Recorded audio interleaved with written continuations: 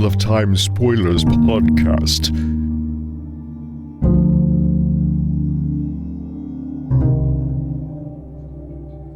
Yeah, this is the Shure, the new microphone, not going through the preamp, not going through the compressor, just going through the Behringer interface and into the laptop.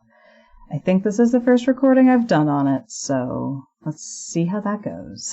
I mean, that's why we're doing it on a special recording, right? Yeah, totally. Today is a very special recording. A very special episode, yeah. We're here to be special.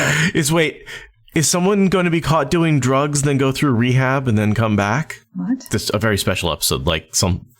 Oh. Like in the old TV shows, they'd always be like, a deal... Right. Yeah. You people who watch TV before the 2000 teens. Because back in the day, before you could watch a bunch of episodes in a row, most episodes of TV restarted from the exact same point, right? There was no change over time. You had episodic television. And so whenever they were actually going to change something or actually have a character development moment, it would be this very special episode that they would advertise the fuck out of. So you would know to watch that one. So you could then be aware that this character was dead or a drug addicted or, something happens to the cast or they deal with some big social issue. So next on Married with Children, except that's a soap opera, so they don't actually have. Oh, sure. I'm familiar with the trope form. I just never actually saw it in its original context. I'm just familiar with it as a joke punchline. Okay, well, that actually leads very well into our first talking point on this very special episode. We have three topics we want to cover today. Topic number one, we want to talk about the writer's strike, mostly, and then the actor's strike, obviously, which is happening at the same time.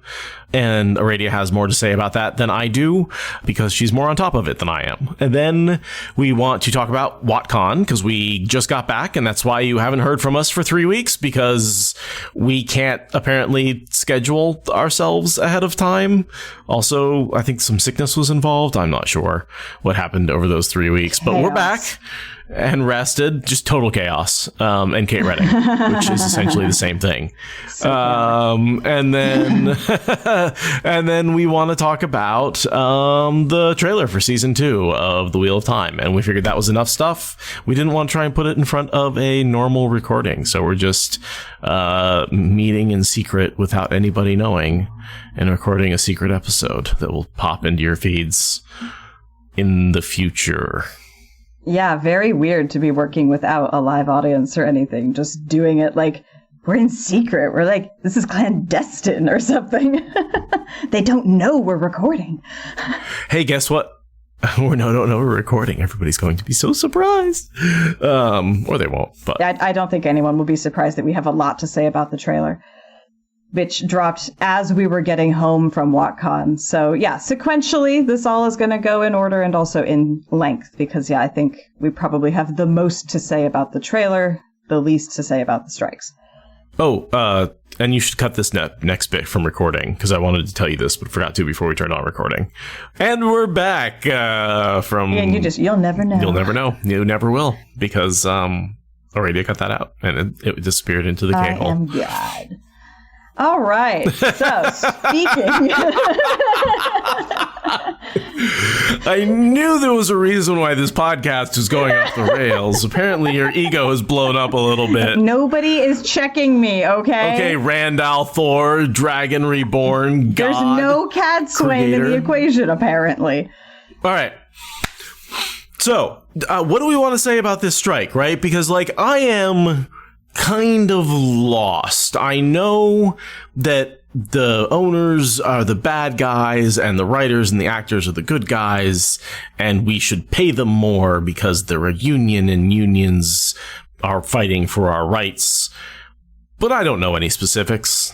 Well, I don't know any specifics either, but my good friends Allie and Gus, who I got to meet at WoTCon in person. It was so great. I also got to meet. It was really so nice, lovely. Yeah.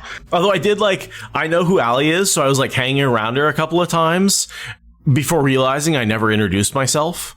And so I did that thing where I'm like, oh, by the way, I'm Seth from Watt Spoilers. She's like, oh, okay, that's why you're being creepy and hanging around me. And I was like, oh, no. She didn't say that. It was nice to meet her. It was nice to meet Gus. I mean, in person, right? Because Gus has been on the podcast a few times. Yeah. Tall. Very tall.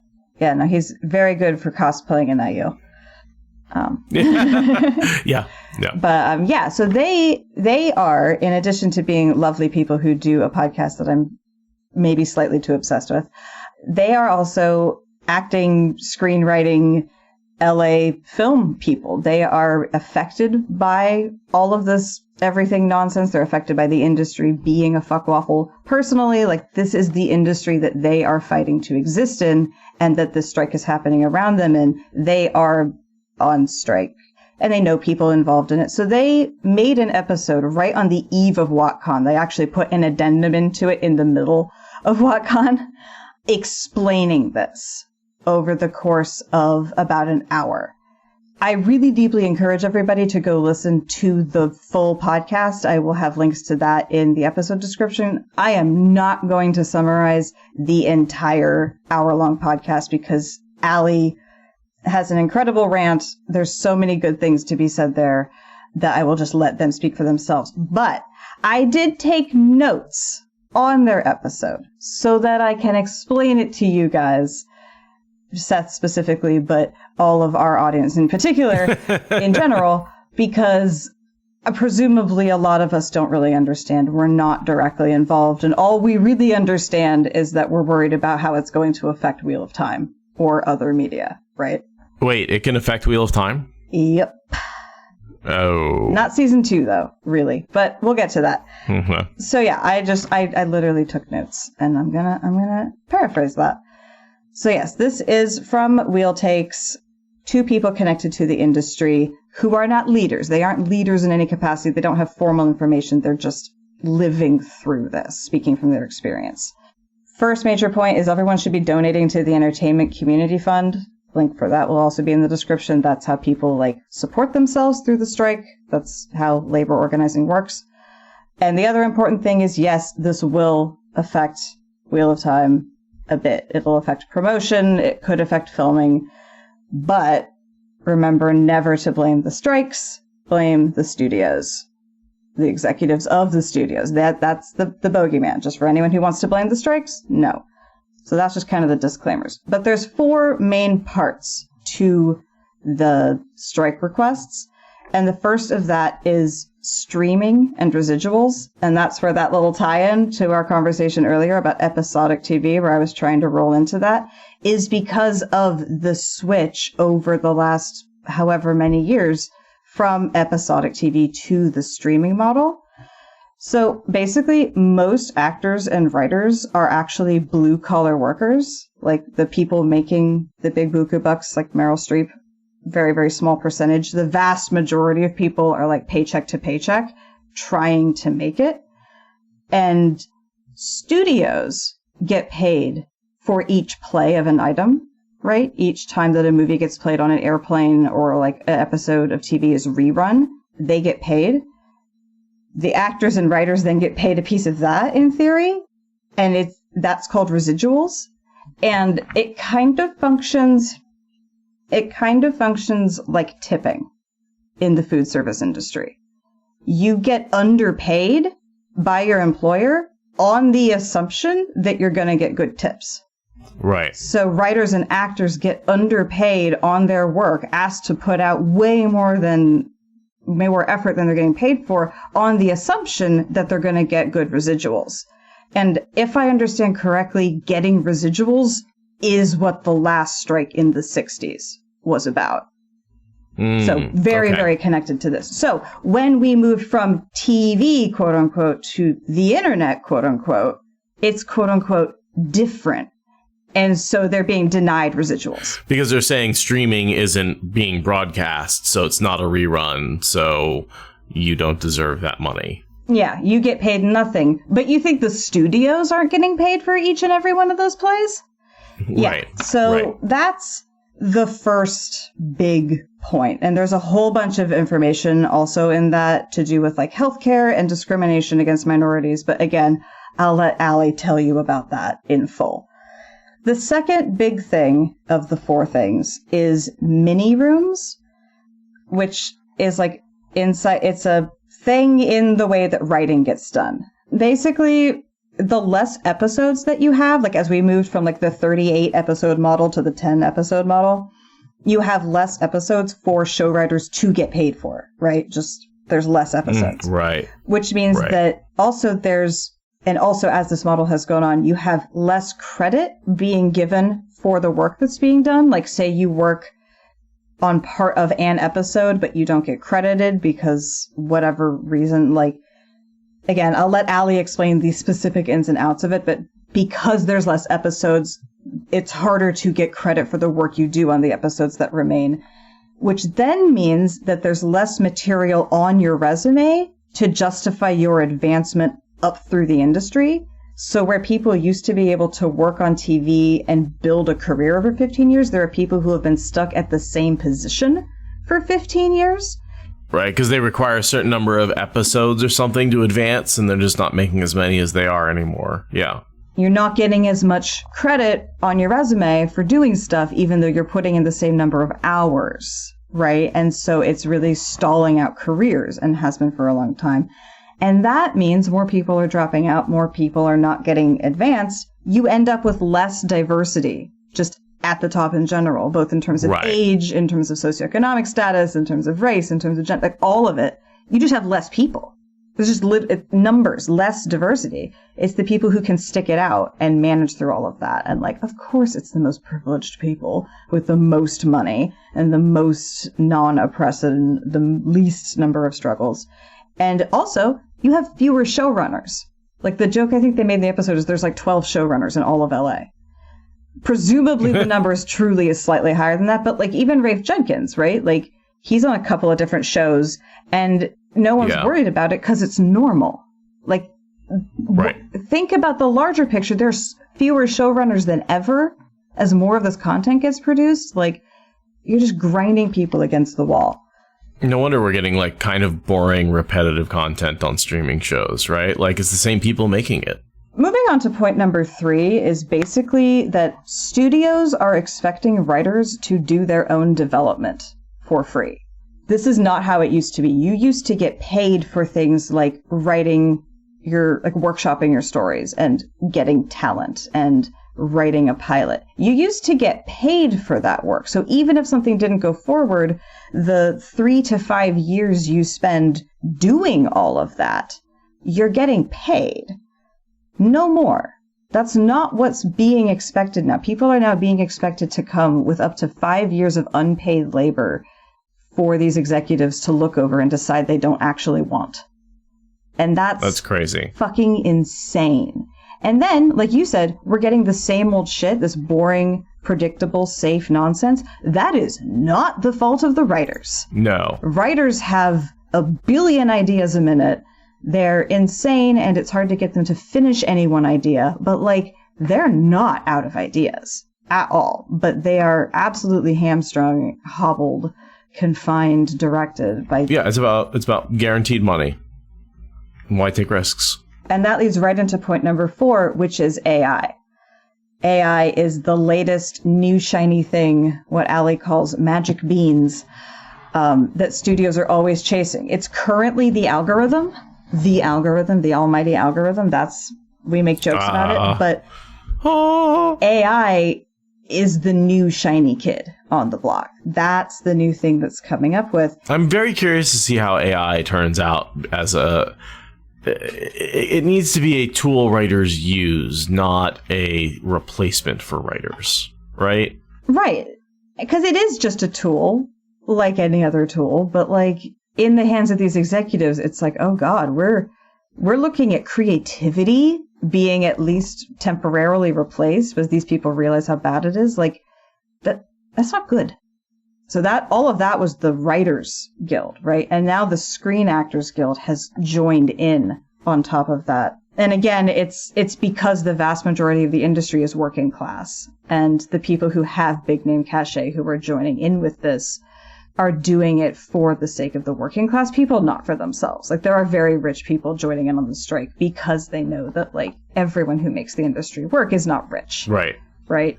Those people they work with I was going to say the lower class, but they, those very rich people every day are surrounded by people who aren't making the money they're making. Yeah, all the time. All the makeup artists, all of the set designers, all of the janitors, like everyone.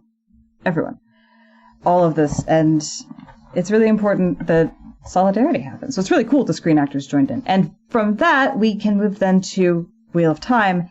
Yes, any of the actors involved in Wheel of Time who are part of the Screen Actors Guild are not going to be able to work or do promo. Production may or may not stop. It's really hard to say because what projects can or can't go forward depends on the specific details of people's individual contracts. So we just get to cross our fingers and hope that maybe these assholes are willing to come back to the table sooner.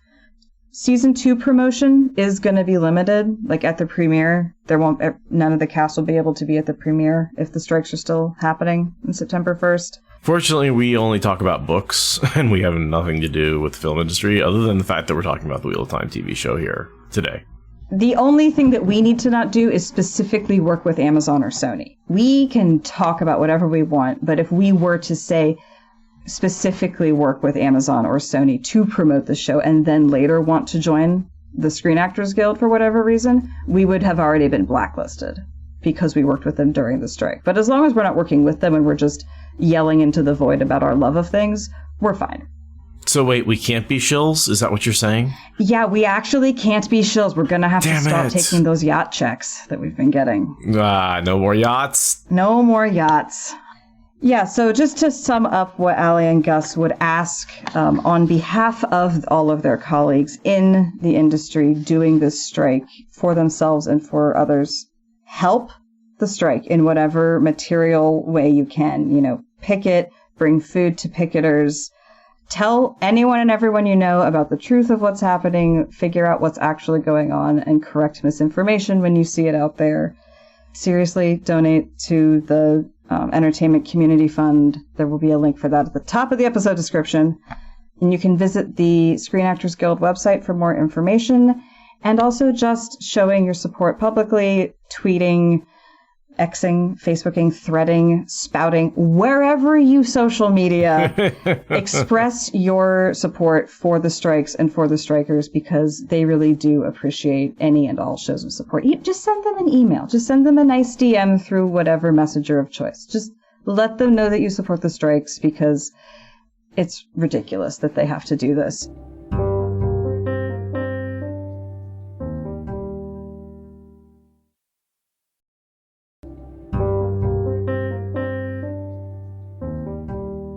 All right, moving from that, why don't you tell the good people about the glories of WoTCon?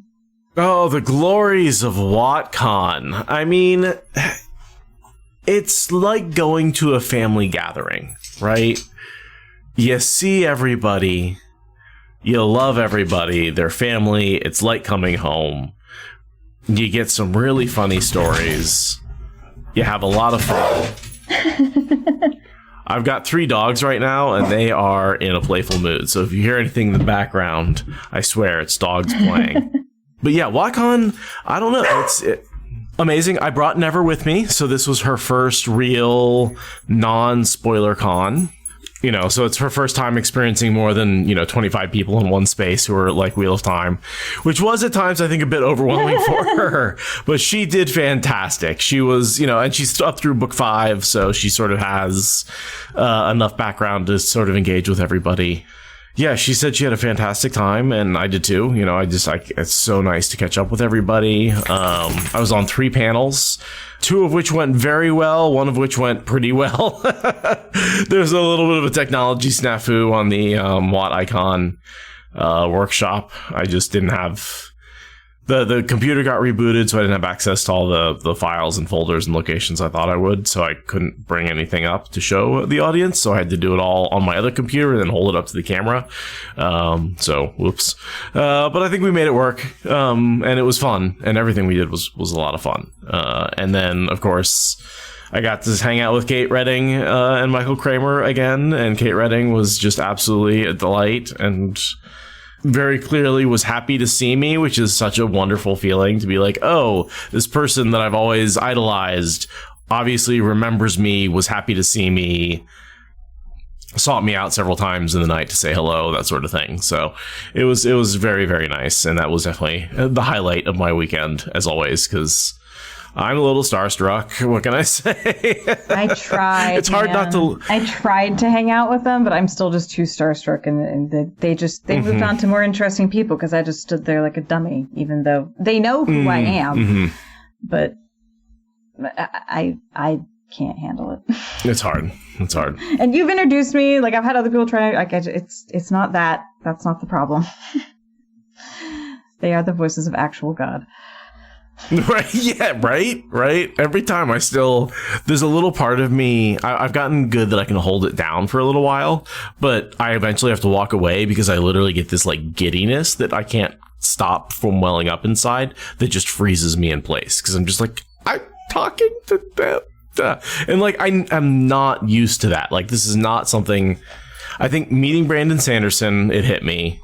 I never met Jordan, so, but I think obviously it would have. And then Michael Kramer and Kate Redding. Just because there's so much of my life involved in the Wheel of Time and listening to them and their readings and their writings.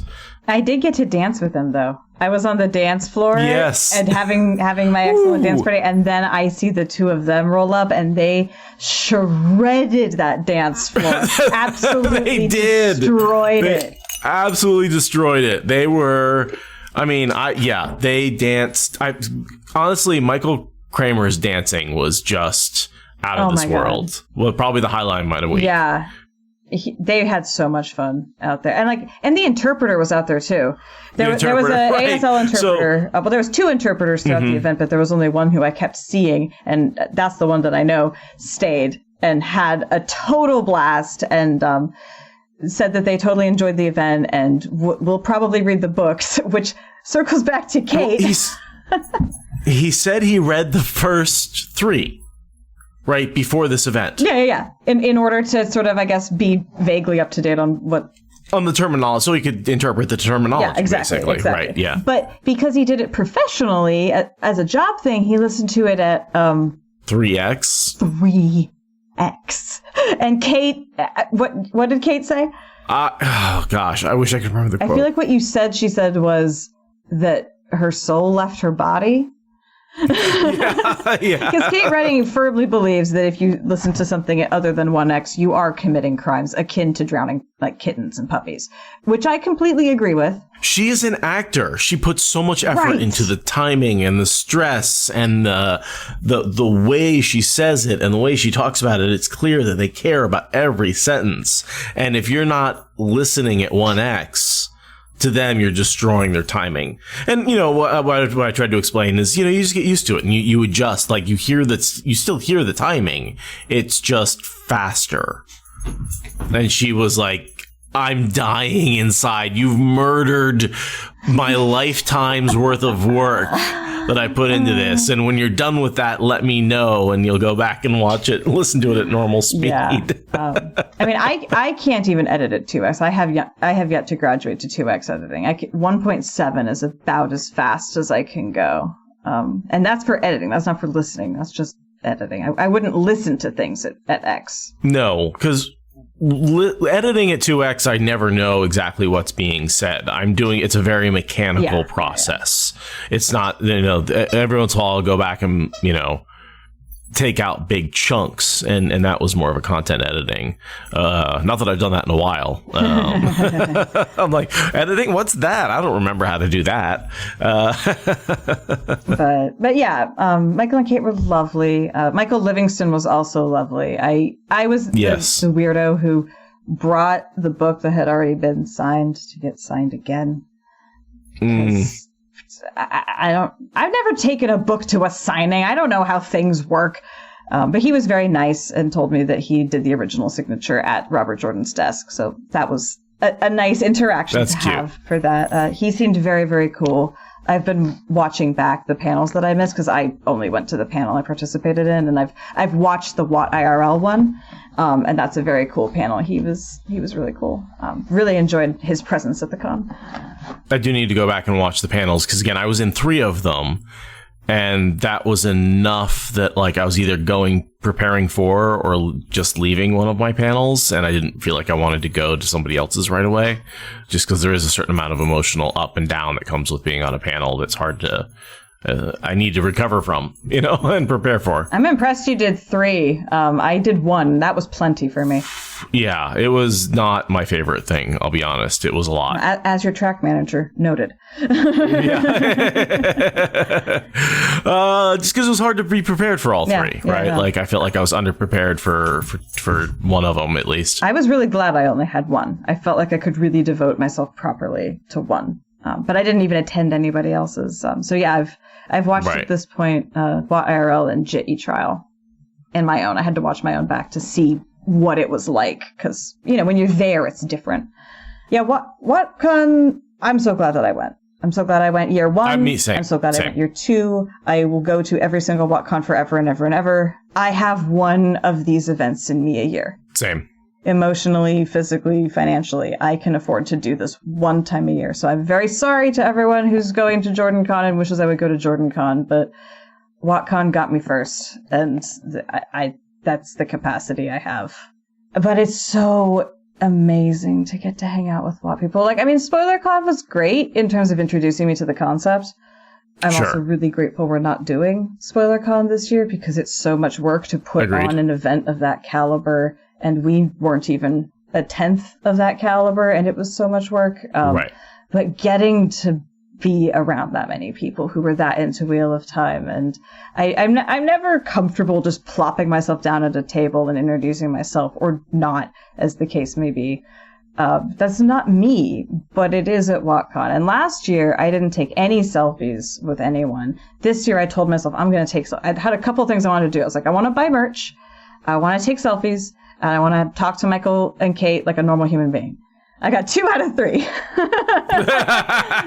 I spent a lot of money, way more money than I meant to, at the merch table. Nice. So that was good because, again, last year at WoTCon, I was just like, I couldn't deal with even going over to where the merch tables were. This year I did, and my wallet was very unhappy with me about that. And yeah, I managed to take a bunch of selfies. Not as many as I wanted to. There was so many people I didn't take selfies with, but I did manage to catch up with some people. That was another item I really wanted to do, was to not just hi-bye people. I wanted to actually, like, people like Allie and Gus, I'm like, I need at least 5-10 minutes of actually catching up with you, even if we don't see each other for the rest of the con. Like, I need it to be more than a hi-bye. And it was for a lot of people. I definitely, I love meeting people I didn't know, but there's something really frustrating about only meeting people that I didn't already know when I know that a bunch of my actual internet friends are around. Like, I really do want to spend some time with people that I've hung out with. And, like, some people more, and then others I got, and then other people who I didn't. It was a total mix, but everyone was lovely, and I'm so over-socialized, but it was so worth it. Right. I also set a lot of money on fire in the name of eating, which was frustrating. Next year, I'm literally going to just Uber Eats myself, like, a grocery bag of, like, smoothies, because I swear that's all I can eat. Yeah, I did get the VIP pass for both me and Never, and it was nice because we got a very good dinner on both nights. So that was a nice way of being, that, and then just we bought some snacks. And so we didn't have to set quite as much money on fire to eat. Although I suppose you could say the VIP tickets were quite expensive for the... Yeah. But we got the extra meal and everything. So you didn't go with the VIP, yeah? No, I got a regular ticket this year, and given how difficult I find eating, I'm really glad I did, because the VIP, the main added value is slightly more food. And, like, I set money on fire in the sense that I kept buying food I couldn't eat. Right. And that's the problem, is I was shopping incorrectly. But I'm learning what my limits are. And I think next year I'm literally just going to, like, Uber Eats myself a fucking grocery run of, like, smoothies and just keep them in my room. Like, smoothies and granola bars, because apparently everything else is just going to turn into cement in my mouth and be not edible. But lots of people were looking out for me and checking in with me. My hunger pin was a big win. A lot of people commented on my hunger pin. I'll put a link for that in the episode description because that was great. It was a little pin with a star on it that you could slide from 1 to 10 to tell people how hungry you were. And it was helpful. I'll say, yeah. It helped. It was definitely helpful. It did for sure. The costume contest was fantabulous. So many beautiful costumes. There was going to be drag night. We were going to all dress in drag on Saturday. So many people online said they were going to. And then I saw like maybe 3 people that actually did. I literally brought an outfit that would have fit me badly, but I did bring it. But then I could not bear to change out of my extremely lightweight, comfortable outfit to stuff myself into a wool waistcoat. I could not. So for everyone who was expecting me to turn to drag, because I said I would, I'm sorry. I did spend half my suitcase on bringing an outfit I didn't wear because thermal regulation became far more important. I am not dressing in a suit to be on that dance floor. That is not fucking happening. I'm going to dress in my floofy pantaloons that my mom made me. It was just so much fun. All the main programming was great. All the people were great. The hotel was great. The little baseball shitheads were not great, but they didn't bother me, but I know they bothered some other people. I heard some horror stories over breakfast. I got updates from people who were there, and it was not good. So solidarity and hugs to everyone who experienced the baseball people directly. The singing the second night was really cool. Oh my god, that was the best thing. Shout out to Taka Riyadh for giving us WoT sing-alongs. Right, Joe? No. That was the best. The only thing that would have been better is if it had been a WoT Idol list. I would like WoT Idol. That would have been really cool. So what they did for everyone who didn't go, they handed out sheets of cardstock with a QR code on it, and you scanned it, and it took you to an Excel spreadsheet with a bunch of hyperlinks for different song lyrics. So we would all yell out what song we wanted, and then Joe would decide what song he wanted to play, and then you would click on that link, and it would take you to a song website. So we need that for the WoT Idol parodies. That's the only improvement, because singing in a group might be one of my favorite things in the entire universe. Singing with that group of people while inebriated at 2 a.m. in that hotel lobby, just the toppest of top shelves. So good. I saw a TikTok or something that was like people moving away from Christianity just like haven't gone to enough concerts to realize that that's all that feeling is. It's not God, it's just singing in a group at a concert, right? And churches have taken advantage of that for ages and ages and ages to make you feel religious and make you feel like something, important and secular and spiritual is happening inside your soul, because it just does that to you, and that's what I felt at the, WoTCon. Is that's the closest thing I'll ever come, I think, to having a religious experience is the sing-along situation, because it's just it's coming together with your fellows to celebrate a central book, and you all sing at the end. Like, what's the difference? Hashtag not a cult. Not a cult. Yeah. it's not a cult, but it's a cult. It's a good cult. It has none of the toxic attributes of a cult, which makes it not a cult, academically speaking. But we get all the benefits of a cult, which is very, very cool.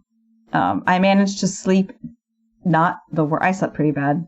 Let's be real, I slept bad. I went to bed. I slept poorly, but I did go to bed like a reasonable adult. I didn't get hungover, so I'm also very, very proud of. I love how half of this talking about is just our struggles with going to meet other groups of people. Our audience needs to hear that.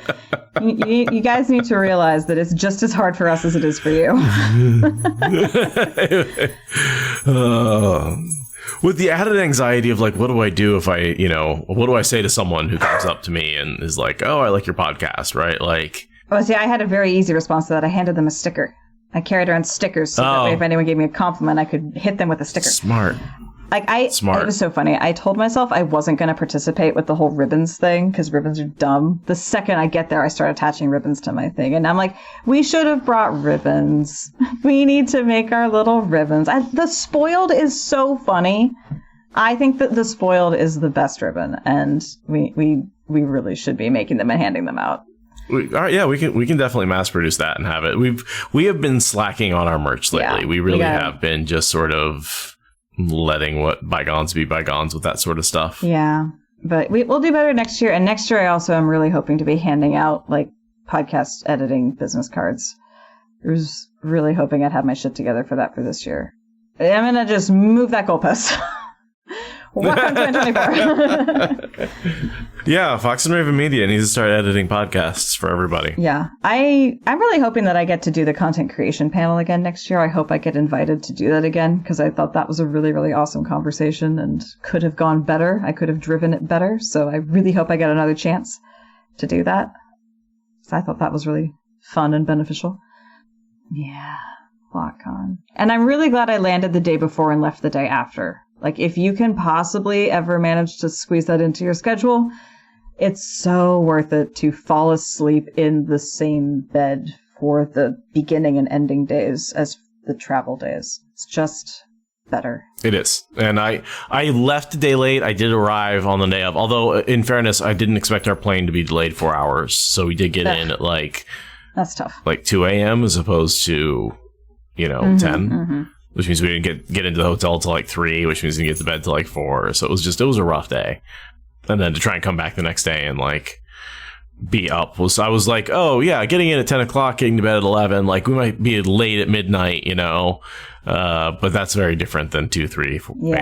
Yeah. So that's the other reason you get in a day early is just travel delays, right? There's always a chance that you're going to be pushed back, and then you have a chance to recover from that because traveling takes a lot out of you. And that's the other thing is, I definitely didn't spend as much time at this con as I have at past cons socializing because I actually I slept. Like, I prioritized my sleep because I realized that, like, to travel, be at the con, travel again, and then just go right back to work, I wasn't going to be able to do that if I didn't get a good night's sleep every night at the con. So unfortunately I did go to bed early on two of the nights and missed some of the early morning shenanigans, but I was there for the majority of the day, and I did stay up late that one night, so I got to have fun for sure.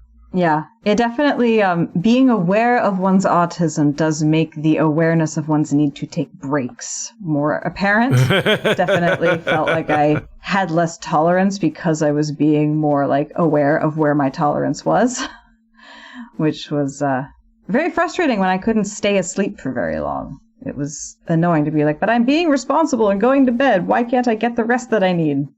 But I managed. I did Sunday night. I partied really hard, and that was awesome. And then I didn't leave until late on Monday, so that was fine.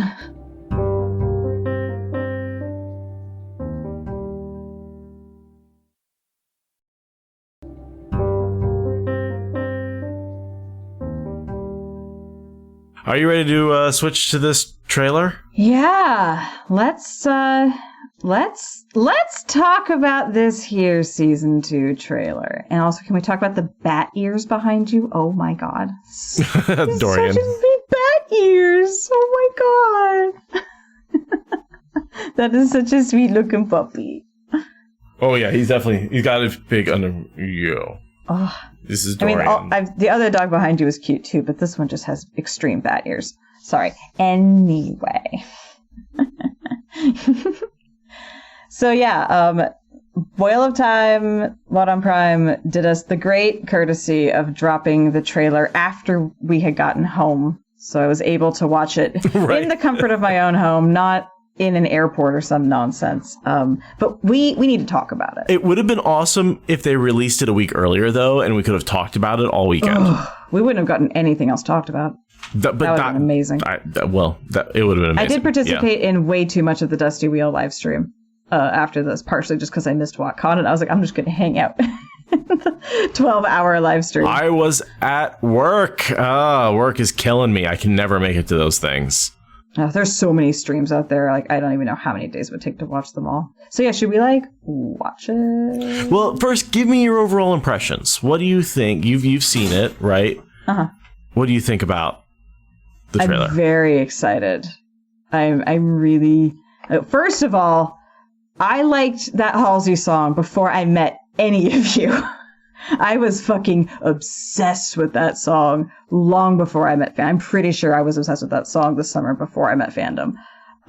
So that just, I'm an absolute sucker for Halsey. So I have a Halsey story. It's not my story, but Never has met Halsey. Halsey has kissed Never on the cheek. And Never is the reason I've heard that song many times, because she sings along to that all the time, because she loves Halsey and has gone to her concert and got a kiss from her. That's so cool. Yeah, just my little connection to that is through my girlfriend, who I've kissed someone who's kissed Halsey or been kissed by Halsey. I've kissed the same cheek as Halsey. Excellent. Yeah. So the lyrics for that song, obviously deeply appropriate. Also, I live on Halsey Street in Portland, which not named for the artist, but yeah. No. But I'm very. So my first impression is that Moraine is getting a completely brand new storyline that's going to be very confusing. And the Supergirls are going to have a much more Great Hunt faithful book story. Yeah. Like Moraine is going to be giving us a lot of deeply unexpected twists and turns. I don't know what the fuck Rand and Selene are doing, but it looks like the Supergirls are going to be having a pretty book specifically faithful major beats. It does. There were a lot of scenes I recognized in the trailer, right? Like that's what I would say, you know, and for me, and again, this is always my complaint about season 1, is not that I didn't like anything that was there. It's that there wasn't enough. Yeah.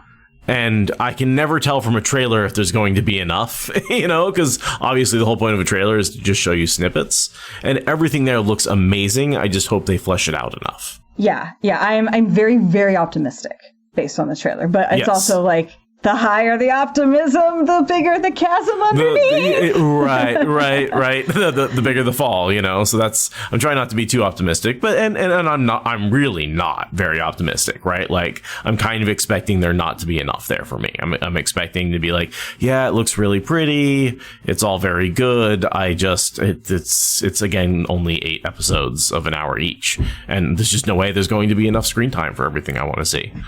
That's all there is to it, you know, but there's a lot, you know, there's the Dark Friend socials there. It looks like we're getting the testings. They're getting testings. I think we're getting Flickr. I think we're probably going to get an abbreviated Flickr. I don't think we're going to get the full Flickr paragraph, but I think we're going to get something. But we're going to get the testings. Like the testing, the accepted test was something I was really, really curious if they were going to keep or not. And we are definitely getting it. And that's amazing. Or can I share my screen with you so we can see the same thing? Yeah, that would be ideal. Share screen. Can you hear it? No. I don't know how to get the audio to you, or even if I can. Oh. Well then, never mind. Well, I'll share it with you so you can see what scenes at least I'm talking about. When you can watch it too, right? Yeah. I mean, I know it. I just... All right. So, do you want to go... okay. Second impressions. They've clearly changed channeling so the colors mean fire, air, earth, and water. I'm feeling very vindicated. I said that when we got training in the tower, we would get more articulation on the weaves. That seems to be exactly what they're going with. And second of all, there's a lot of Rand. Whole lot of Rand. Very little bit, a little bit of Perrin, a little bit of Matt, more Nynaeve and Egwene. But again, Perrin and Matt are sort of taking a back seat, it looks like, to Rand. I feel like they're picking up on the ratios that they left us with at the end of season 1. Mm-hmm. Where like Perrin and Matt are both really underdeveloped and have a lot of not even begun to be asked questions going on yet. Yeah, and they're certainly giving Moraine a totally different storyline, right? Like, there's no... Completely different. Completely different. It's going to be so... Like, if we get a house in the woods with a bunch of books in it, I will be so impressed. So I think there is a scene where, like, she comes out of the inn, and... So I think the flame sword, I think that's Yvonne. Oh, okay. And then you get... Because we know we've got Varen, right? Yeah. So what triggers her to get involved? Maybe the Fate attack at her hut. Wait, Tomas, you mean? Tomas. Because Yvonne is Alana. Well, yeah, right, because... Right, Yvonne and... You're right. I'm sorry, that's Tomas. Oh, yeah, okay, I remember this from a Dusty Wheels stream. Like, who is the mysterious shape stabbing the Fade? You think it might be Tomas as part of Varen's introduction. And she's channeling to light his blade aflame. Yeah, I would love it, honestly, if they merged that part of Adelius and Van Dien just into Varen. Like, there's no reason Varen can't be the weird old brown in the woods who gets pulled out of retirement by the needs of Moraine showing up in distress. Like, that, it's so much simpler. Yeah, it is. It is. And then that makes it less suspicious when she's black. Yeah, totally. Right? She's not just showing up. She's actually like Moraine went to her. Yeah, exactly. It helps tie in her position in Moraine's life, a la New Spring, much better. Yes. Yes. I also just like to the opening thing with like, and every choice has a consequence, and she puts her hand in the water, and it could be warmer. And she can't make the bath warm anymore. She can't warm up the bath. She can't heat the bath because that was the whole thing with her and Lan in the beginning. Is they heated the bath the most up. Heart-wrenching way to open that up with her, like she can't make the bath warm. Yeah, she's like shivering in the bath, right? That's the whole opening scene and she's not with Lan either. Yeah. Right. So she's clearly, broken something. She's lost something. Yeah, and right? Lan is chiding her. She can't do it on her own. That means she's trying her damnedest to do it on her own, whatever it is. Right. And she's lost her ability to channel. We don't know if it's like a tied off shield or if she's actually stilled. I mean, honestly, I could see them bringing forward the idea of a shield that is so well tied it might as well be stilled, because that's just a throwaway punishment, but it's horrifying in its implications when you consider the knowledge gap between Age of Legends channelers and modern channelers. So, like, I like the idea of maybe she knows she's not stilled, but also only Ishamael could ever free her, so she might as well be stilled. Like, I could see that. It hits all of the checkboxes. Mm-hmm.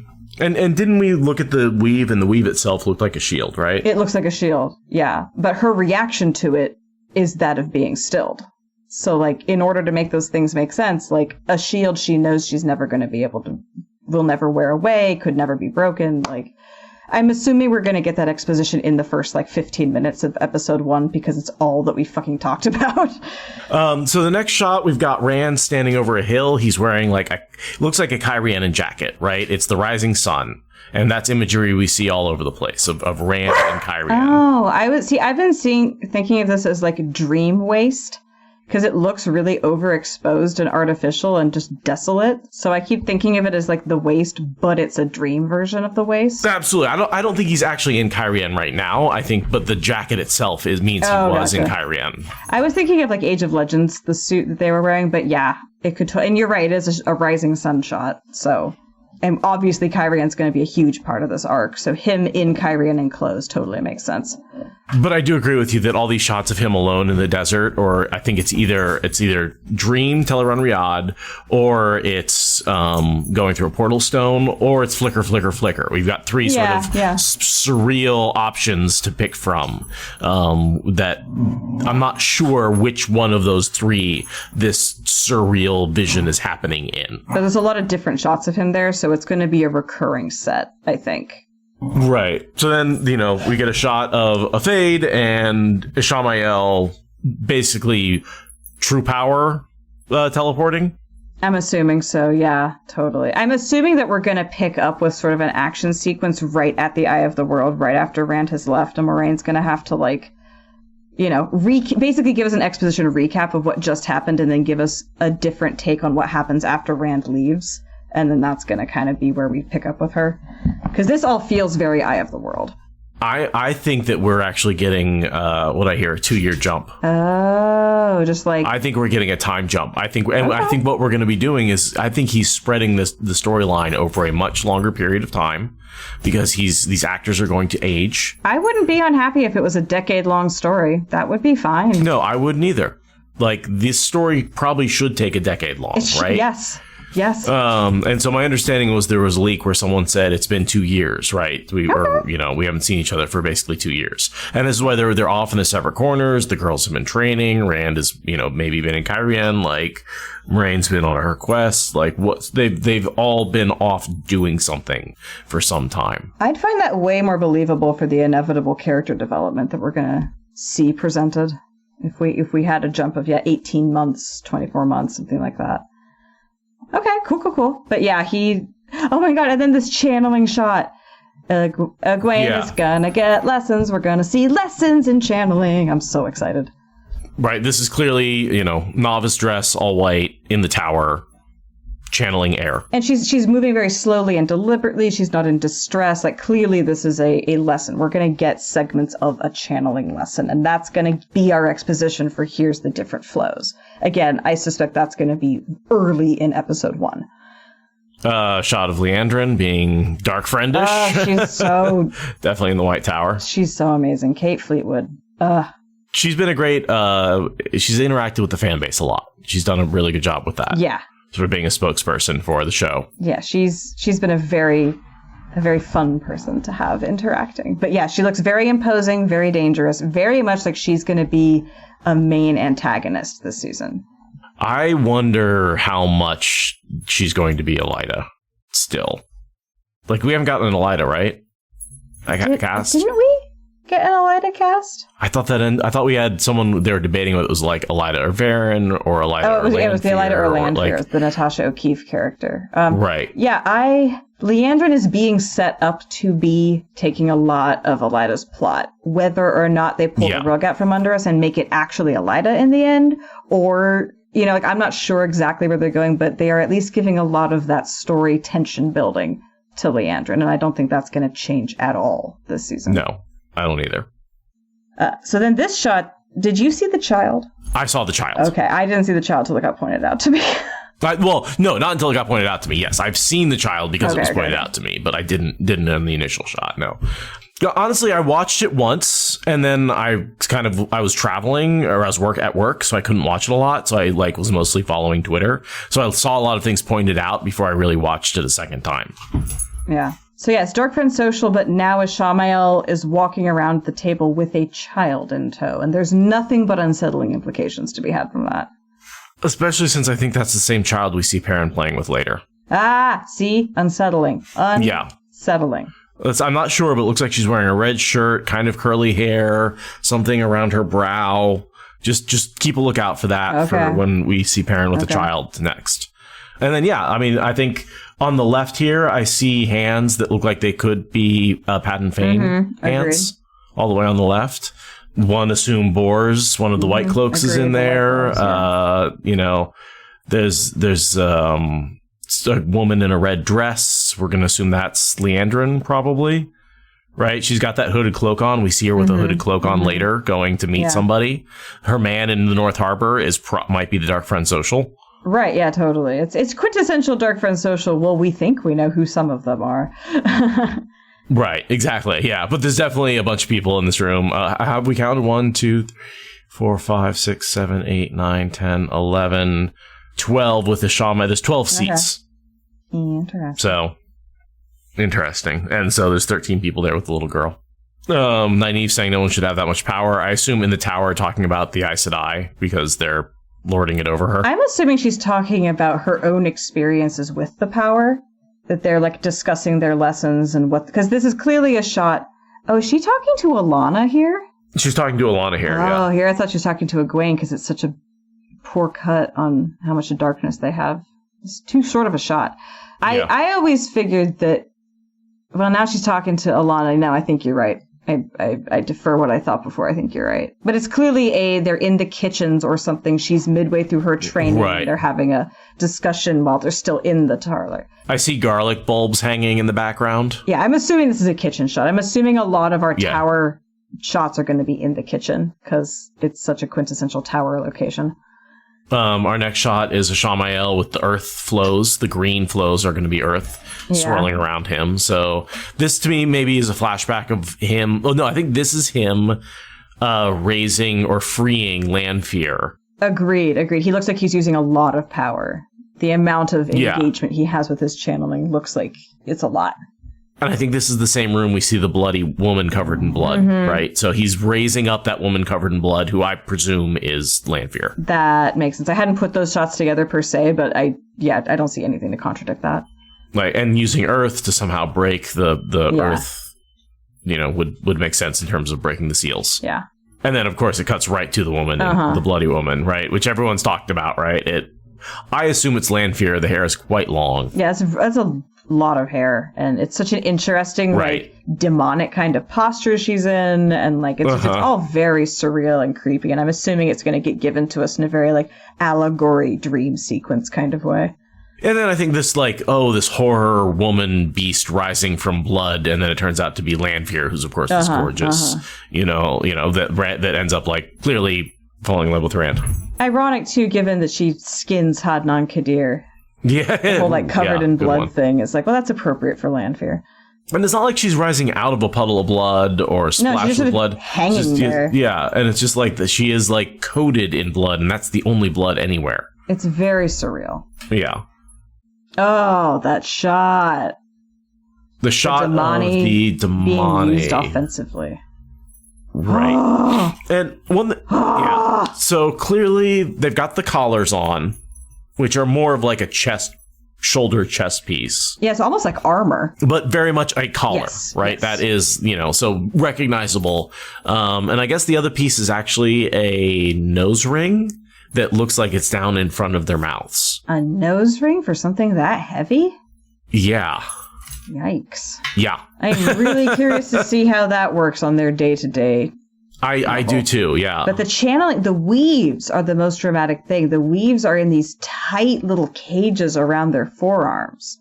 They aren't big and expansive and from far away. They're tight and like magnetic fields or those little jellyfish with the rainbow lights going up and down them. Well, if you look at the Suldam, they are wearing bracers on their arms in the exact location that the weaves are coming out of the Damane arms. And those are the bracelets, the bracers of the Adom. So one would say, they're obviously being controlled and forced to channel by the Suldam. And the Suldam are using those bracers, I think, to control the weaves the Damane are using. So I think that's sort of that mirroring the Suldam with those weaves around the arms is what they're going for. Very cool. Oh, I'm so excited to see how all of this works. And they're using yellow weaves, so it's air. So they're doing a big blast of air. Mm-hmm. Right, which is totally what the shot shows, is a wall of air shoving a bunch of our characters back. And it looks like it's got... This is the village that they show from overhead later when they're all in formation. It's got Uno and all of the Borderlanders. Yeah. Oh, yeah, you can see the Suldam there. They've got this very interesting pose. Mm-hmm. And Perrin, by the way, is in that group. Yeah. Because Perrin's clearly hanging out with the Borderlanders again, a la Great Hunt. Right. No, that's Dragon Reborn. Right. That's a very Dragon Reborn arc. And Great Hunt. They're definitely pulling from both of those. Yeah. But yeah, Perrin's clearly going to hang out with them. That's where he's going, which is fine. I think that's a great place for him to have his Wolfie journey. This September. Woo! Wait, how many months away is that? Just a little over 1. July, August, September. Wow, that's yeah, wow. And it's September 1st. It is the earliest of September. Oh, okay. So it's just barely over a month away. Yeah. That's soon. Taking us into the testing chamber. That was definitely opening the door to the underground testing layer. Yes. However, it does look like it's got a skylight on it. Yeah. It looks like they're taking some serious creative liberties with the look of this room compared to the books, which I'm fine with. Whatever. Yeah, whatever. Yeah, it's got the 3 arches in it. It's looks like it's a ground. I think I've only seen 1 arch, really. It seems like there's just 1 standing there, But do you not see the 2 on the left and the right? Oh, they're really much farther away than I thought. Yes. Okay. Yes. All right. Well, whatever. So I think past, present, future. Okay. I think that's all established. And this is Nynaeve coming in for an accepted test, right? They're going to give it to her right away. They're sticking with that. Looks like you got Leandrin, Alana, and Varen or a blue? Maybe it's Shiriam. Could be Shiriam. That would make sense. Shiriam. If she's Mistress of Novices, then she should be there. Yeah. The red and the green who helped bring her to the tower, and then the Mistress of Novices would make sense. Mm-hmm. Wheel she turns to open the door had 7 spokes. Nice. Overhead shot. I think this is Perrin and the Borderlanders again. Beautiful shot in the desert. Which I remember that shot from last year, or from the first trailer. Yeah. Okay. That's a big old horse riding panning shot through some beautiful desert. They're like, we can use that twice. It's fine. Perrin with a sword. Wait, he has a sword? Oh, yeah, I guess he does, doesn't he? I wonder if he uses it. Yeah, look at that. Full on. It's a short sword, but it's definitely a sword on his side. Now he has yet. I think he needs to acquire the hammer through some epic scene, so they're going to save that for after he's already failed at having a sword. But it looks like they're just totally doing away with the axe. Do you think he'll just go straight to the hammer without the axe? I mean, the axe has been pretty tainted at this point for him. I could see him refusing to use any... I could see him being willing to use any weapon before an axe or something like that, kind of having a specific issue with axes per se, and then coming to his revelation with the hammer, but just the sword was what he used in the meantime. I would love to see him have a conversation with an Aiel about why they won't use a sword, and he will talk about why he can't use an axe. Oh my god, yes! There's so many conversations that Perrin and the Aiel should have had about their views on violence and the Tuatha, and like, I would love it if we got some of that in the show. The next shot, I think, is the most memed shot I think I've seen. Oh my god. And have you seen the debate about this shot? Yes, the hood versus hair. Okay, which team are you? I mean, I was always hair as a casual looker, and I can see why people could argue for hood, but I don't think anyone could really be serious about thinking it's a hood. Right? Yeah, no, it's clearly hair to me. I mean, obviously it's a wig because everybody's wearing wigs in this show, right? The people are like, well, actually it's a wig. I'm like, well, yeah, of course it's a wig. Like, I'm not arguing that, right? Like, it's not her natural hair. All these actresses are wearing wigs. But yeah, that's supposed to be hair. I assume so. But yes, very memeable moment of Lanfear giving Rand this hug where, like, her body language says, oh, you saved me. And her eyes say, like, I am a cold, manipulative bitch. Gotcha, bitch. And I don't know that I think Rand is buying it. I think he's playing her. But yeah, it's a very memed picture at this point. Yeah, it's her Lanfear snuggling up. And it's great that we have a Lanfear, right? We've got a Selene. And they're totally going to be, like, hooking up completely. The standards for this show, like, yeah, he's going to have a rebound fuck with Selene. For sure. Before he learns that she's Lanfear and all that. I don't think he'll sleep with Lanfear. I do think he'll sleep with Selene. All right. Now we got Rand walking down a hallway. Any idea what this shot is? I've heard some people describe it as a hospital, which would fit well with him going to meet with Logain. He's in some sort of, like, mental institution. Oh, okay. You think that's where he's going? He's meeting with Logain? Well, he does meet with Logain later in the trailer. And he is having that... Yeah, and he's wearing the same thing in that shot as this shot. So I could totally see an insane asylum, and that's where Logain is.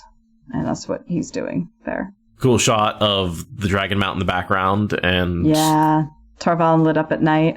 Yeah.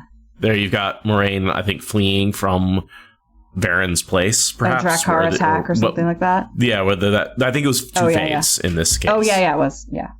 Well, we'll see. Yelling at Lan. Yeah. Guiding him is the only thing that matters, which means he's probably saying you need to, like, help yourself somehow, you know? Right, and she's like, no, I don't. I need to work on Rand. And he's like, but, what are duties? Presumably she's also going to drive him to try to train Rand, and that's how we're going to finally get Rand learning how to use his sword, is going to be Moraine being like, don't deal with me, deal with him. Oh, by the way, I did see a shorter trailer that Amazon put out, but it had an additional shot of Lan training with his shirt off. Yes, I saw that. Which we got stills from that shot like months and months ago. Remember, we got a couple of stills of shirtless Lan. Yeah, we're gonna get some of that. Yeah. Darn. Sucks. Oh yeah, and then we get Swan. Swan on the Amerlin throne, but which Amerlin throne? The portable one. Portable one. The portable throne.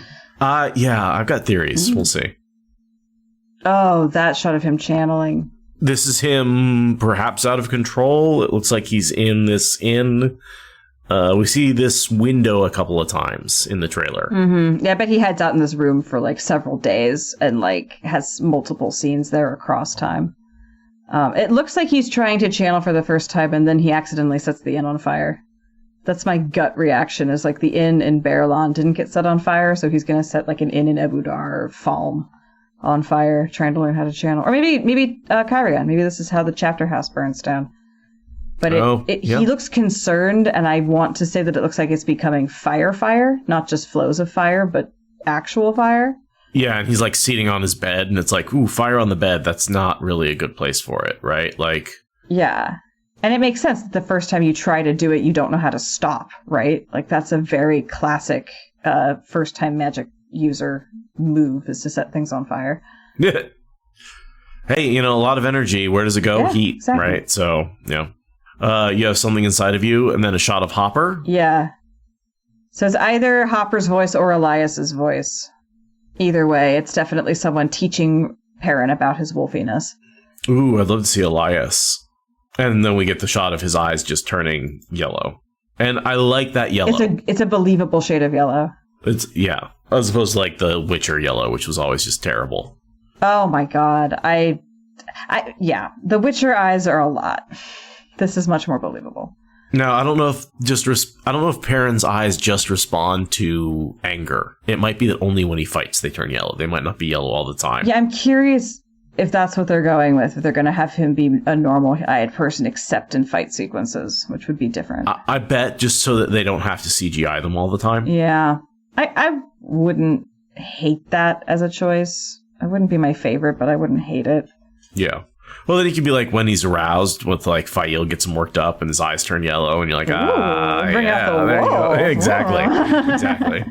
Sort of a little bit of the werewolf, right? He changes just with the eyes. Yeah, totally. Yeah, if they lean more into the werewolf transformation element, I wouldn't hate that.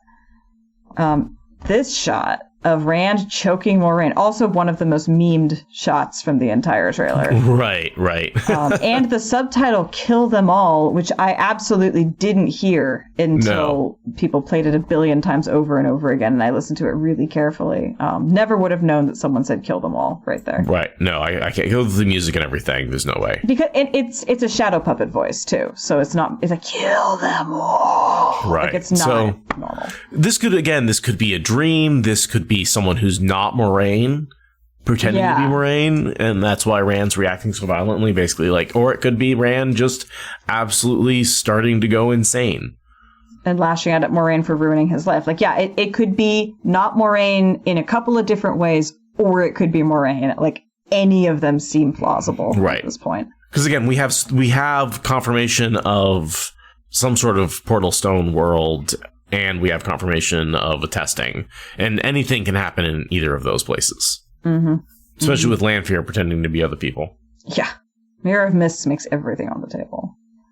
Okay, Egwene looking so ragged, so abused. Yeah, this looks like someone who's been abused, right? This is like her fighting the pain. Like I feel like this is right after she got collared and she has been tortured because she's not obeying. Right, this is the first time she's been left alone after being beat within an inch of her life post-capture. Like, that's the first moment where she's like, this is my life and I'm about to kill them all, right? The line kill them all is still hovering on the screen. Right. As the shot goes by and it's like, who's got that voice in their head? Maybe more than one character. A little Thule, maybe? Yeah, just a little. Yeah, she's probably been named Thule at that point and is like, I'm going to kill myself trying to escape rather than accept this. And then it switches right away to Nynaeve midway through her accepted testing, clearly between tests, covered in blood. And this is her. It's got that same roof, yeah. And she's dropping something out of her hand. They did let her keep her shift on, so we don't have the naked. Thank you. Naked testing. Fix-It Rafe has arrived. Fix-It Rafe has entered the chat. And we are going to have testings done in a simple garment of white rather than fucking nude. Thank fucking God.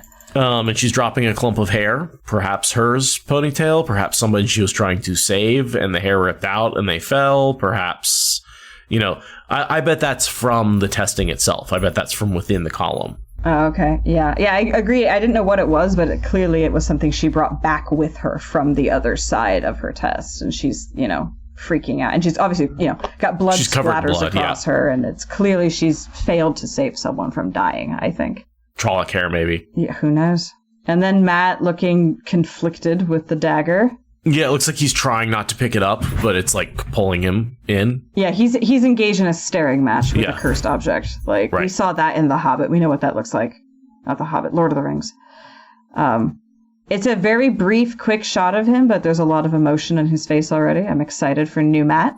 And that's really all we get of this Matt in this trailer, right? Well, there's that and then the staff. Oh, that's right. Okay. The explosion. But yeah, very, very little of him. This moment, which is Rand with the power channeling around him, Lanfear standing behind him, also with hair, by the way. Mm-hmm. I think this is in front of the Choden Call. Yeah, I was wondering if we're going to get a Choden Call tease here with her guiding him to try to see if he can tap it and prove he's the dragon or something like that. Or her trying to stop him as he taps into it. Yeah, the fact that she's like with in him the actual books suggests that it's that, but I mean, also, who knows? They could be just up on a hillside doing something else randomly. Right. Or this could be her trying to get him to open the portal stone. Yeah, totally. It's interesting that she is apparently encouraging him to channel. Like, there's a couple of different points in the books where that could happen or does happen. So I'm very interested to know what this scene is. The only thing I'll say is I think in the left corner we see like lights of a city or something, which makes me again think Choden Call, because we're like outside of a city. Right outside of Kyrian. Yeah. Yeah, I totally could believe that. And he doesn't have the Kyrianan jacket or anything yet. Mm-hmm. Yeah. The next scene is him sitting with Logain, asking how to control it. But clearly he's talking about the one power. Right. And Logain is, two things I learned from the stream. Logain is eating with a spoon because he can't be trusted with a knife because he's suicidal. Right. And also just the way that he gives this tiny little shake of his head like, good fucking luck. Yeah, right. Good luck with that. You aren't going to control it, boy. He's, Alvaro Morte is amazing. I'm actually curious. The one thing is the corrupted people that he was seeing. I'd want to know more about that, because that feels like a change in the madness. I'm really curious if we get to see them despite him being broken or despite him being stilled or not. Right. Like, right. Does he still have the taint puppets? Is he still mad, or was that specifically from the power and Rand's going to start getting them? Like, we're clearly getting more Logain in this season, so hopefully we get some answers to that. Yeah, that's the one thing I really want and hope for the season is some rules established around the magic. Yeah. That are a little more concrete. Which would be in line with RJ's, right. Eye of the World with soft magic and then got it nailed down by just Dragon Reborn. Right. There's plenty of room for being able to do that. Yeah, I definitely have been putting a lot of hope on this season to give us some rules that actually stay consistent moving forward. And Rand and Logain talking gives me hope. Right, that they can articulate some of those rules. Yeah. That fucking palanquin. Yeah. I thought it was a building at first, and then I realized it's actually a freaking litter. It's a tiny little pyramid being carried by, like, what is that, 40 people? 10, 20. 20 people. Yeah, 20 people carrying this, like, small pyramid, which clearly is going to have Surath on top. Yeah, it's got 3 people on top that I can see. I'm assuming it's Surath, Alwyn, and Ishi. Yep. Yeah, that's definitely a Shawn Mail standing on top. Yep. Of them. And there's a bunch of people sprawled on the ground, and it looks like Uno is out for the count. He's like upside down. I refuse to believe that Uno is going to get killed off this season. I'm sorry, he's a tough old goat. He's not going to fucking die. Like, no, he just got knocked out, and he's sprawled, and everyone else is kneeling. Yeah, it's fine. He's not going to die. He's Uno. Yeah, and so it's just like this crazy, major invasion. They're on the water, so it looks like some sort of port town. Hard to really tell. It looks like some tinker wagons are crushed, and not even tinker wagons, just wagons. Yeah, I am assuming that this is very early on in their landing on Tomon Head. This is like very early. They're announcing themselves to the continent kind of scene setting. Right, but of course Perrin and the Shinarans get tied up in it, right? And then we see them get blown away. So I assume this is after they get blown away. Yeah, next day sort of thing. Yeah, that would make the most sense. Is you go in with shock and awe the night before, and you tell everyone where to line up for morning brunch and swearing fealty to the Empress. Okay, what's going on with the fingernails? Are they shooting out? Are they extending? That's what I see every single time, is them shooting out, and I don't understand why that would be a thing, but I like it because it's like a cat. I'm trying to figure out what they're shooting out of. Maybe she's just, like, tapping them and the way that they cut it. I'm going to play it back at quarter speed and see if I can see what's going on. Yeah, she's just tapping them. Okay, yeah. They're not shooting out. It is just a tap. Yeah, but those are really ridiculous. But they totally are on little, like, decorative things. They're not actually grown-out nails. And we just got confirmation that woman on the right, or on the left, is Alwyn. Yeah, our left, her right. Yeah, on stage right. Remind me who Alwyn is again? Alwyn is Surath's Dersuldam, her head of all of her Suldam. Or she's one of her Suldam and then gets elevated to Dersuldam at a certain point. Right. And she's kind of a dick, but not sure she's a dark friend, right? Yeah, I think that she's confirmed to be not a dark friend. She's just ambitious and shitty. but she's not particularly a threat or a dark friend or anything. But I suspect that she's going to be, you know, the left hand of evil for the Shan-Chan showing up and doing things. She's probably going to operate more as like a voice than as a Darasul Dom, I suspect, in this case. And then, of course, Ishii's standing there like he has a perfect right to be there with the Shan-Chan. In a very in a weird looking, out of place dress. Right? This is definitely Age of Legends suit, whereas everyone else is wearing sort of court dress fantasy attire. Yeah. Turok opening the box. Turok opening the box with the Horn of Valier in it, right? Yeah. Also, big nails on, definitely looks like a ring attached to the front of his fingers. What looks like horns coming out, like his whole outfit is extensive, right? It's like an exoskeleton. Yeah. It's got a very like, bony armor sort of look. He also got really interesting like scarification on his forehead. Yep. He looks really interesting. I hope we get more time with him than he gets in the books because, man, we're going to be able to do a lot of world building just through him existing on screen. Right. And also like the crazy ass soldiers behind him that look like they're super evil. Yeah, it's very like Mad Max meets like the Donnie Darko bunny or something.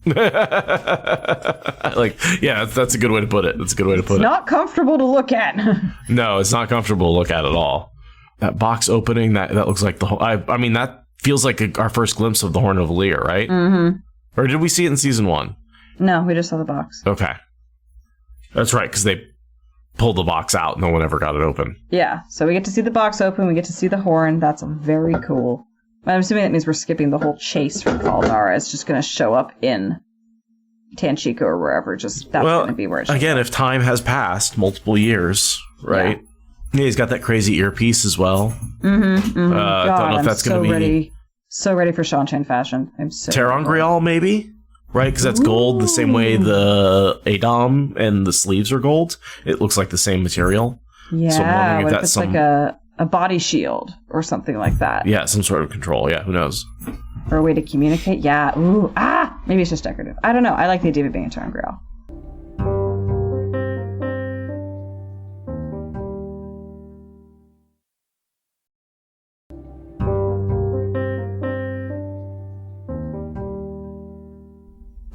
Yes. Okay, so this is a moment that is so quintessentially from the books. Yes. So this is straight out of the books. Egwene and Elaine escaping from the Damani. And I love that. I just the look of the weaves around her forearms. Really cool. The fire and air. Cool. And then the column of fire spouting. Yeah. And so she sends down a firebolt and Egwene stands there and fucking knocks it back and sends it away while Elaine runs. And so clearly Elaine escapes while Egwene gets captured, which is just so very what happens in the books. This might be my favorite shot. Yeah. Honestly, out of the whole trailer is Egwene pulling out the shield of air with that determined look on her and then deflecting the fire. Oh, she's so Egwene. It's just so... Yeah, I love it. I love the way it looks. Yeah. You see that shield of air explode outwards and then the fire hits it and it just stops it cold. Yeah. And then they cut right to a different explosion in a different shot, which is Nynaeve doing a Super Saiyan explosion around, I'm assuming, a hut in her testing, because that looks very dreamy. Yes, that would make sense. This does look like a testing shot, because she's in, like, Two Rivers Woolens again. This isn't a traveling outfit. That's definitely, like, a dress as a housewife. Yeah. And there's just this lone house, but there's, like, the big, huge explosion of her power rippling out around it. Same thing as we saw in episode, 4, when she healed everybody? Yeah. It also reminds me of when she's in the Ways and she protects everybody. It's that kind of bubble. Yeah. But yeah, it's the Two Rivers design. Definitely Two Rivers house. I think that's actually the Wine Spring Inn. Yeah, so that's clearly her having a testing sequence that's set in the past. Okay, we got horses running. I remember that shot from the behind the scenes trailer thing. Is this... I think these are White Cloaks, honestly. I'm assuming so, yeah. Yeah. And then this mysterious shot of Leandrin doing something at the Aes Sedai melting ring. My guess is getting rid of Egwene's ring, Egwene and Nynaeve and Elaine's rings after she kidnaps them. Oh,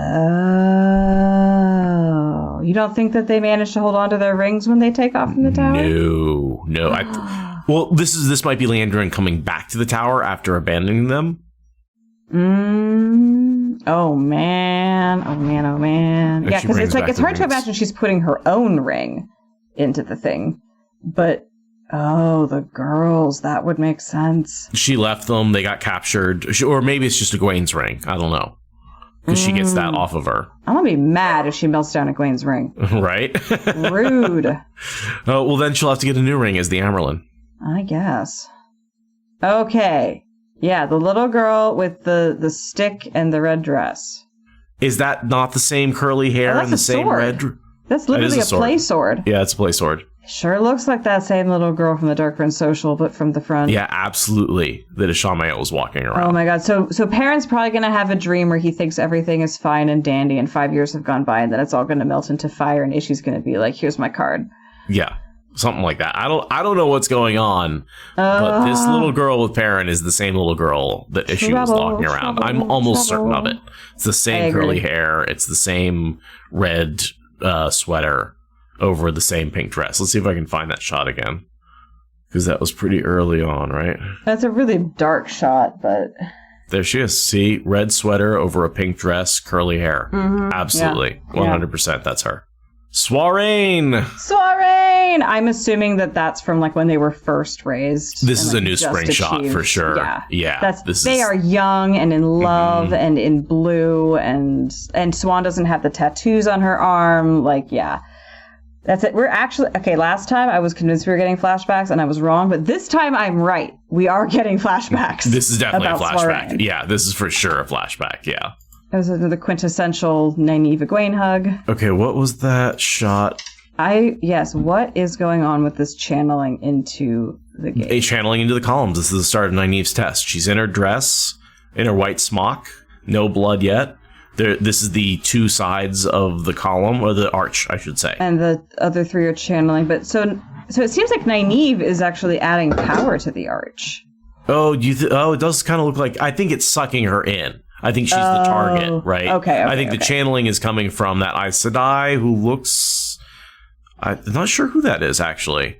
Because I think she's in a green cloak, but I don't think it's Alana. But the three that are going with her, and then... So they're channeling into... the thing, which is then reaching out to her to draw her in. That's my assumption, yeah. Okay, that makes sense. I like that. But this is definitely the beginning of Nynaeve's accepted test. Yes, I would agree with that. She doesn't look disheveled enough for it to be anything except the beginning. If our friends are in trouble, why would he ever stay here? I mean, it's classic. Liandrin has come to them and said, you need to go help Rand, right? Yeah, I suspect that little bit of bait is going to look very book specific because it just works so well. And Elaine gives her a look, which we haven't heard her speak yet, but also that look carries everything that Egwene in those sections of the book does. Just like, yes, but no, but yes, I'm coming. I also love the dirt on her cheek. Yeah, dirty princess. Yeah, from like obviously been scrubbing pots, obviously like hasn't had a chance to take a bath lately. Yeah. So here's, I think, the shot of Moraine exiting the hut that is either, I think, going to be Varen's place. It looks like a library. Right, I think this is that sleepy library. That brown filigree woodwork. Yeah. She's stalking out. Yeah. So you have no concept of the power they wield. Very similar to a quote we've heard in season 1, right? Maybe. I don't remember. It makes sense. And she could be talking about any number of people. It could be the Forsaken, the Supergirls, the Ta'Veren. Right. Who knows who she's talking to or about. I think it's about the Forsaken and her block, right? That was my suspicion, too. And I think it's to Varen. She's like, you don't know what they can do. Look what they did to me, kind of thing. Yeah. Yeah. And I think, and it'll be ironic if it's Ta'Veren who's already been like dealing with the Forsaken. Yeah, she's like, but honey, I sold my soul in a dream like 70 years ago. Like, I know. Great shot of Lan on Mandarb. Landarb.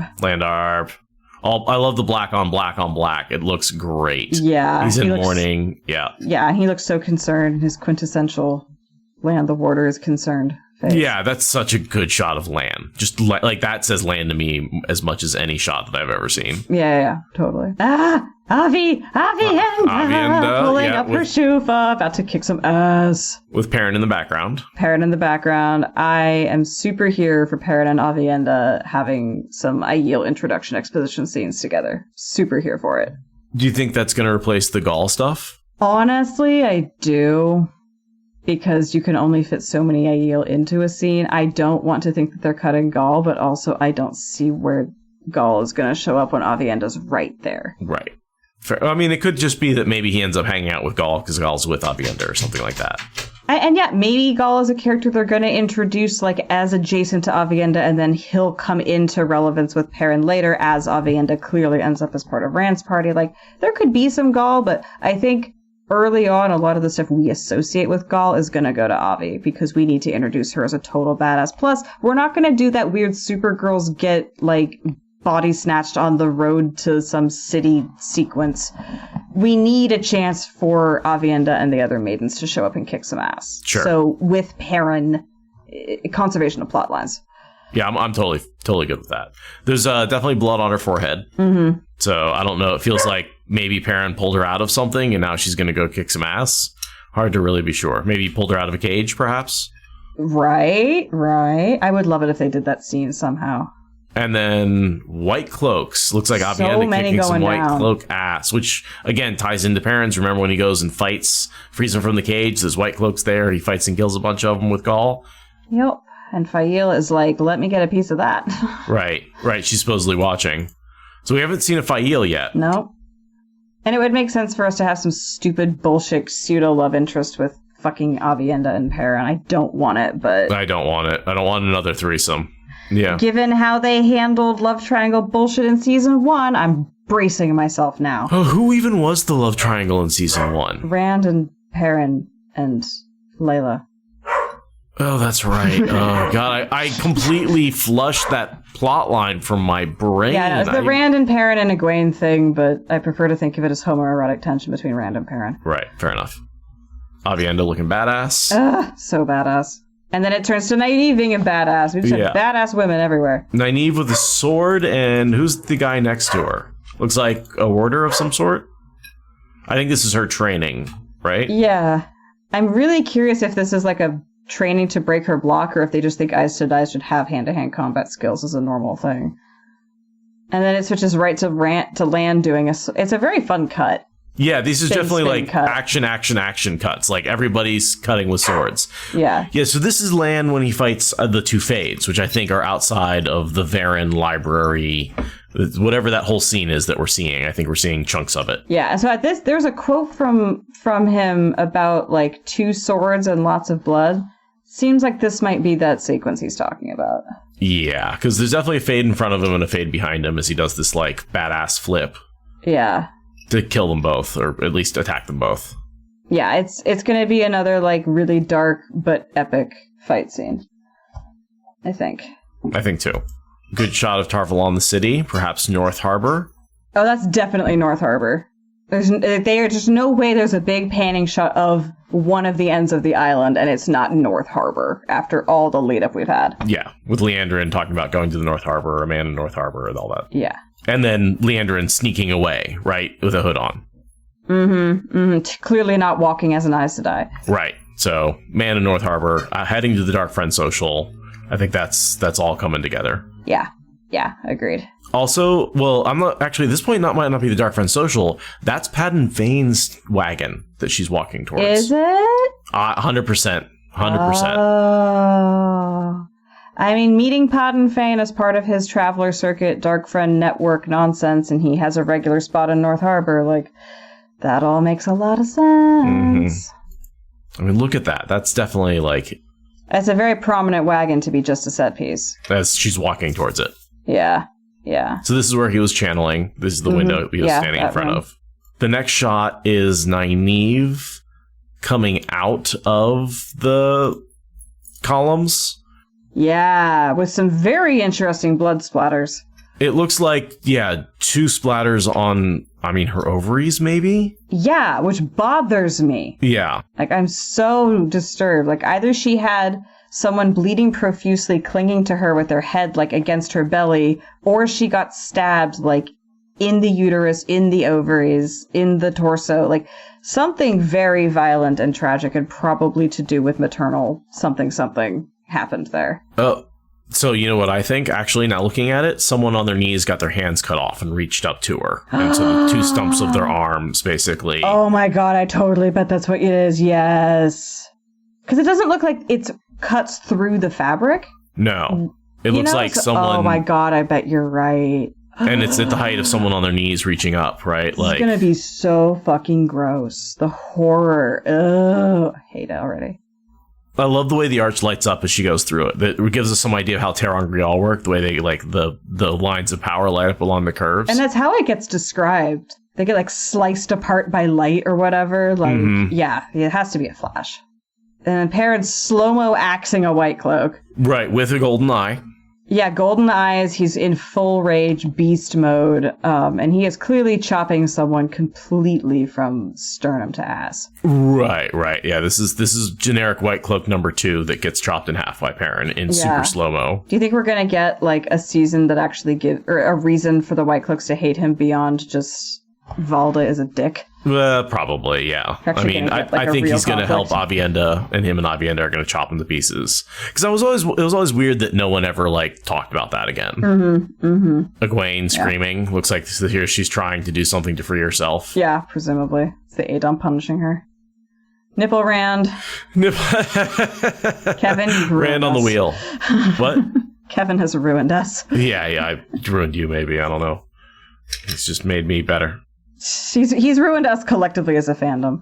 That's true. It's true. But yeah, Rand on the wheel. Clearly, this is what he's referencing when he tells Swan he doesn't want to be a spoke anymore. He's thinking of this dream sequence, I think. This does feel like a dream sequence. Although I do wonder if it could be there's someone sitting in front of him, right, in a chair on that wide shot that we get. Yeah. Is that like Lanfear in Portal World, or is this dream? This feels dream sequency though to me. Yeah, I could totally see like Ishii like sitting on a throne and talking to him, and then it turns into Lanfear, and then it turns into Moraine, and then it turns into Tam, and like right, weird dreamy shit. Such a good line coming from Leandrin. It's the ones who survive that get to write history, because she is clearly a survivor, right? We got that in her little bits of backstory in season 1, like. She is going to become ever more sympathetic, despite being a villain. And this is when I think she's betraying them taking them to the Shan-Chan, or convincing them to go to the Shan-Chan. That seems like the kinds of lines that you use to tell someone to, yes, run away and don't tell any adults that I'm taking you away. Exactly. Get Darth Rand. Yeah, this is Rand showing up. Hoods. He's got the Heron Mark sword on his back. Fancy coat underneath, but a discreet cloak on top. Right. This feels sort of boss battle. Yeah, that is walking up to a boss battle posture for sure. And it looks like that's the same dusty scene as Turok. So again, that is going to be the confrontation at the end of this season is Rand v. Shan-Chan. And I think we see Turok do the sword thing opposite. Yeah. And it looks like it's Rand he's facing off against. So, yeah, exactly. It just switches from one thing to the other. So yeah, that's definitely endgame. And then Turok pulling out his Heron Mark sword. Right, I mean, like, I have really long nails, but I can still do fancy twirly shit with my sword. Yeah, no, him fighting Rand is going to be badass. Final boss battle. I'm super excited for that. And then the zoom out of Rand on the 7-spoked wheel, with someone on a throne in front of him. Yeah, which it looks vaguely pyramidal, which does make me think Shan-Chan. Like, that throne that they bring in. But it could be anything. Like... Yeah. Yeah, it's hard to tell if that's somebody in a cloak. No, that's definitely... it looks like a headdress. Like, it looks like a pyramid that someone's sitting on top of. And then, flame sword in the fade. Yeah, and is that being channeled into? Is that a warder? So my kind of assumption is that that's the same fade that Lan is fighting, and Lan's about to get speared, and that guy comes along from behind and saves Lan. That would make sense, yeah. Which, if that's outside of Varen's hut, that would be Varen's warder using either a power forged sword, and in this world, power forged swords go on fire when you put them through a fade, or Varen herself is channeling into the sword to make it fire. Either way, I'm happy. That's a badass way to take down fades. And then Matt hitting a thing and making a wall go boom, which is Yeah, you think that's him with fireworks exploding them? Well, I mean, I think editorially they paired those things on purpose. I don't necessarily think that that's a shot of him setting off an explosive. I think it's a shot of him smashing someone's head in and then realizing he's a killer and a whole separate thing. But I like that they paired Matt, staff, boom all at once, because that's very Matt. Yeah, and it's too much motion blur to tell anything about these people for me. I watched Dusty Wheel pulling this particular explosion apart, and there's some very odd lighting decisions being made by the CGI people. Like that body off to the left, you can see their shadow off to the right, which makes no sense, given that the explosion is generating more light than ambient light. Yeah, see, that looks kind of like an Ashendari, honestly. Yeah, like it looks like Matt's got a spear on the end of a long stick. Yeah. But yeah, clearly someone has stuffed explosives into a door or a window and is blowing out the walls of a fortress of some sort. They look like Aiel getting thrown back, but look at the shadow on the right. Yeah, it's like that. The sun is, I think, supposed to be behind us to the left, right? But that explosion should be washing out that. So, but they look like Aiel getting thrown back. So I'm assuming it's like not the Stone of Tyr, because we're not in Tyr, but it's a sequence akin to them taking the Stone of Tyr, but in Cairhien, presumably. I'm assuming that's also fireworks. I'm assuming we're getting that early series introduction into fireworks, just like in the books. Fireworks become gunpowder. So then the scene of him talking to Siuan. Yes, mobile Amerlin seat. Yeah, I'm wondering if maybe dream sequence. It's a 6-spoked star pattern that he's standing on. The way back will come but once. Yeah, because I'm thinking, like, that's not a particularly Cairhienan symbol, but a 6-pointed star is the symbol of passing through the challenges.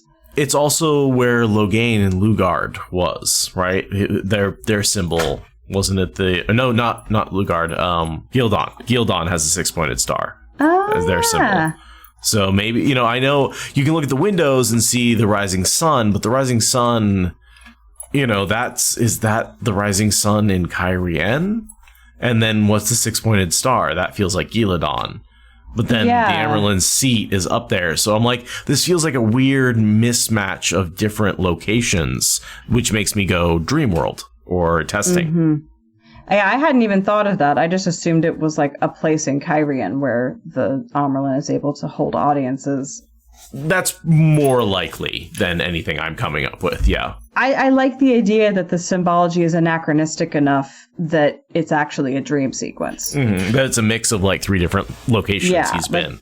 That could make sense, because it's weird that Rand would get an audience with the Amerlin in Cairhien. Yeah. Because he's super incognito in Cairhien. Yeah. No, I'm willing to put money on this not being 100% real. Yeah, I would take that bet.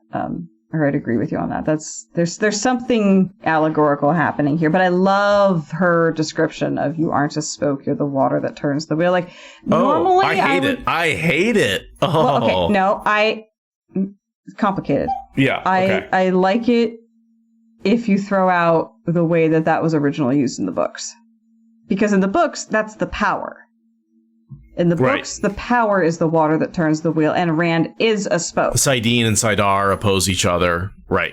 Or more likely, he's the axle in the middle. But if you take that aside and forget about it and just take it on its own face, I don't hate it. Okay. You hate it even divorced from the books? I think it ruins the whole point of being Ta'Viren. He gets very little choice. He's forced to go where the pattern takes him.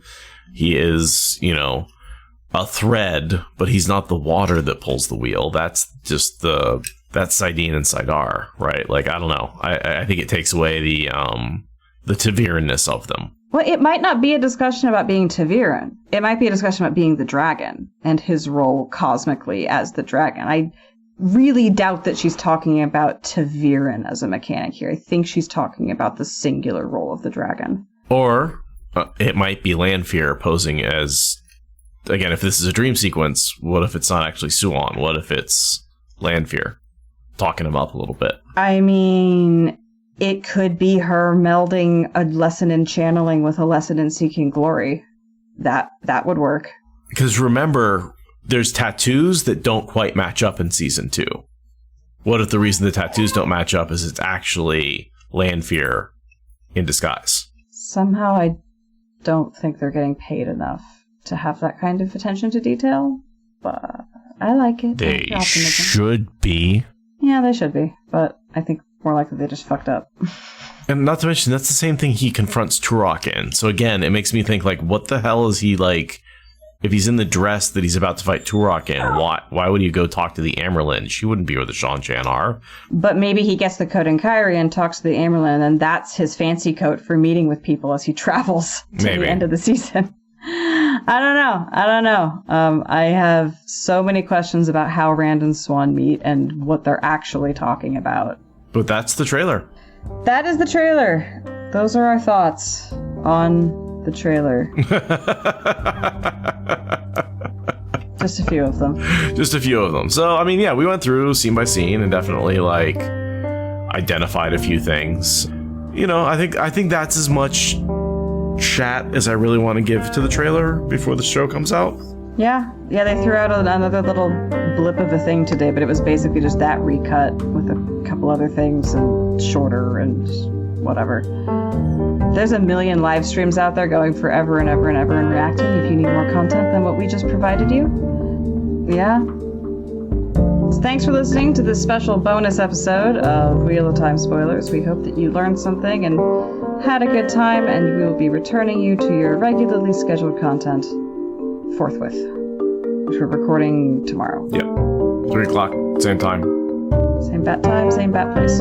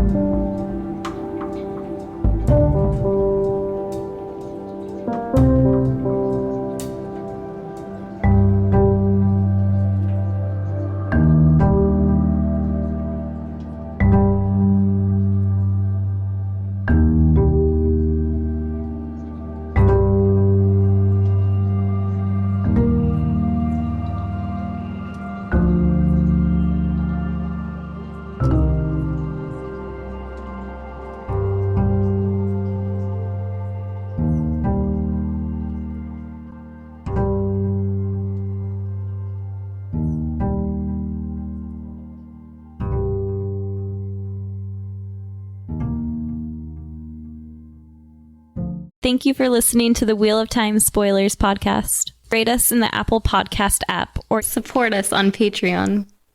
Is that good enough?